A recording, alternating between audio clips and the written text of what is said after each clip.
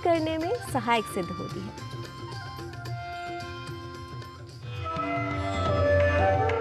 आजकल के ज़माने में हमारे खाने पीने के तरीके और श्वास लेने के तरीके बहुत ही बदल गए हैं।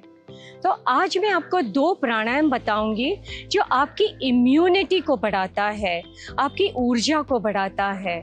तो पहला प्राणायाम जो मैं बताऊंगी वो है इक्वल ब्रीदिंग, यानी आप 4 सेकंड श्वास लेंगे और 4 सेकंड श्वास छोड़ेंगे। मैं अभी श्वास अंदर लूंगी,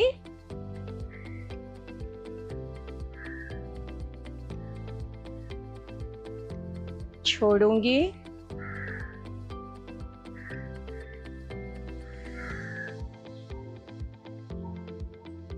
ये हुआ इक्वल ब्रीदिंग। श्वास अंदर लिया और बाहर छोड़ा।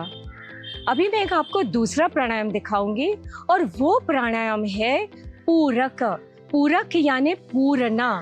हमारे जो फेफड़े होते हैं यहाँ शुरू होते हैं, हमारे जो शोल्डर ब्लेड्स है उसके नीचे से पूरे हमारे पेट के पास जो डायफ्राम मसल होता है वहाँ तक फेफड़े फैले हुए रहते हैं, मगर हम कभी उसको पूरते नहीं हैं, यानी पूरा श्वास भरते नहीं हैं। तो ये प्राणायाम आपके पूरे फेफड़े में हवा भरेगा, श्वास भरेगा और उससे आपके शरीर में ऊर्जा बढ़ेगी।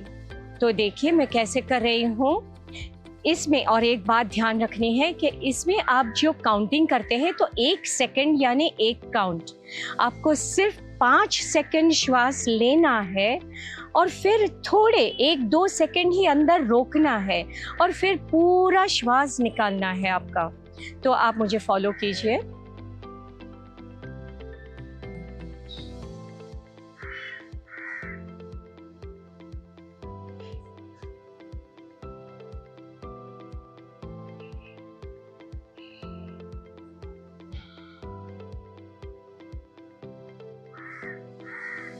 ये आपको ध्यान रहना चाहिए कि जब भी आप श्वास लेते हो तो पूरे फेफड़े भरो और जब भी छोड़ते हो तो आराम से श्वास छोड़ दो।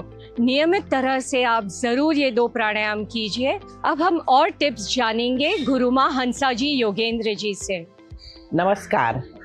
इम्यूनिटी को बढ़ाने के लिए बहुत ज़रूरी है कि विटामिन सी ज़्यादा लिया जाए, तो ये सारे फ्रूट्स जिसमें विटामिन सी हाई है वो लेने ही चाहिए। दूसरा, तुलसी पेट के लिए बहुत अच्छी है, वो इम्यूनिटी को बढ़ाती ही है।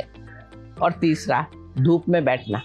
अगर धूप ले ली हो ना आधे घंटे की पीठ पर तो बहुत फ़ायदा होगा, इससे इम्यूनिटी बढ़ेगी ही।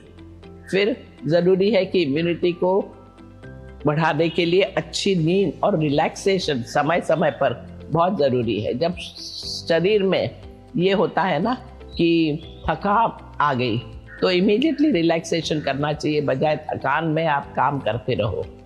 इम्यूनिटी बढ़ती तभी है जब आप सर्कैडियन रिदम फॉलो करते हो कि सवेरे समय पर उठना, रात को समय पर सोना, ये बहुत ज़रूरी है शरीर को सही ढंग से चलाने के लिए। तो बस इन सब का ध्यान रखिए। नमस्कार।